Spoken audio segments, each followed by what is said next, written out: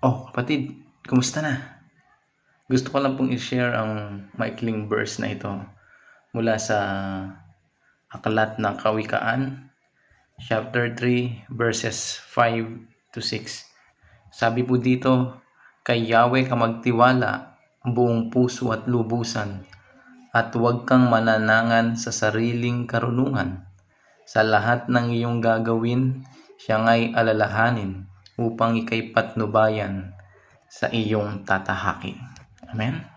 Napakagandang verse po na ito, na wag daw tayong magtitiwala, no, sa sarili nating kakayahan, bagkus mas pagkatiwalaan natin ang Panginoon.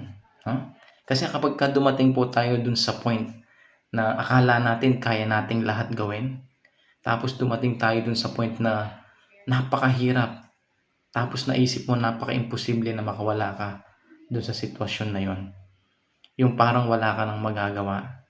Yung wala ka ng lakas, wala ka ng kakayahan para makaalis ka sa sitwasyon na yon. Ang mangyayari lang ay susuko ka. Pero kapatid, kapag ang Diyos ang pinagkatiwalaan mo, lahat ng hindi mo kaya yan ng Diyos para sa iyo. Amen?